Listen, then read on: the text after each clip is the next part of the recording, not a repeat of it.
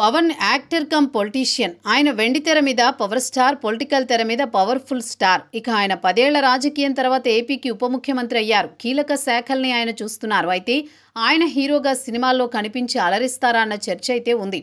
పవన్ తాను గతంలో కమిట్ అయిన సినిమాలకు ఈ మధ్యనే పూర్తి చేశారు. కొత్తగా సినిమాలకు ఓకే చెబుతారా లేదా అన్న సందేహాలు వైపు ఉండగానే ఆయన వీరమల్లు విషయంలో అధికార దుర్వినియోగం చేశారు అన్న దాని మీద ఒక మాజీ ఐఏఎస్ అధికారి కోర్టుకు వెళ్లారు. దాంతో కోర్టు ఈ సందర్భంగా కొన్ని కీలక వ్యాఖ్యలు చేసింది. రాజకీయాల్లో ఉన్నంత మాత్రాన ఆయన సినిమాలు చేయకూడదని ఎక్కడా లేదని కోర్టు పేర్కొంది. ఇప్పటికీ 3.5 దశాబ్దాల క్రితం సీనియర్ ఎన్టీఆర్ విషయంలో కోర్టు తీర్పుని ఉటంకించింది. అప్పట్లో అన్నగారు ఏకంగా సీఎంగా ఉండగానే బ్రహ్మర్షి విశ్వామిత్ర సినిమా షూటింగ్ చేశారు.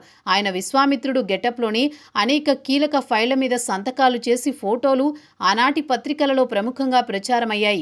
అంతేకాదు షూటింగ్ స్పాట్ వద్దనే కొందరు ఉన్నతాధికారులు కూడా ఉండి ఆయనతో సమాలోచనలు జరిపిన సందర్భాల మీద అప్పట్లో చర్చ సాగింది.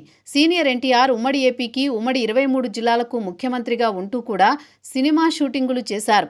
ఆయనతో పోలిస్తే పవన్ ఉప ముఖ్యమంత్రిగానే ఉన్నారు. అంటే ఒక మంత్రిగానే అన్నమాట. మొత్తం ప్రభుత్వ భారం అయితే ఆయన మీద లేదు. దాంతో ఆయన ఒక కంట తన శాఖ పనులు చక్కబెడుతూ మరోవైపు ఖాళీ సమయంలో ఎంచక్కా సినిమాలు చేసుకోవచ్చు అన్నమాట. దానికి న్యాయపరమైన పేచీ పూచీలు లేవని కూడా తెలిపోయిన విషయంగా ఉంది. ఆయన ఇష్టం, ఓపిక, తీరిక ఇక్కడ ఆలోచించాలి కానీ వేరే విధమైన అడ్డంకులైతే లేవని అంటున్నారు. పవన్ విషయానికి వస్తే ఆయన చాలా ఓపెన్ గానే చెప్పేస్తున్నారు. తన పార్టీ నడవడానికి సినిమాలు చేసుకోవాల్సిన అవసరం ఉందని, సినిమాల ద్వారా వచ్చే ఆదాయంతోనే పార్టీని ముందుకు తీసుకువెళతాను అని, అది అనివార్యమని. అయితే ఇక్కడ పవన్ సినిమాలు చేయడం వల్ల బహుళ లాభాలున్నాయి.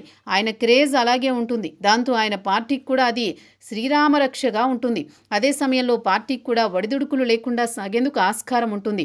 అయితే అటు మీటింగులు, ఇటు షూటింగుల మధ్య బ్యాలెన్స్ చేసుకోవడమే పవన్ చేయాల్సిన విషయమని అంటున్నారు.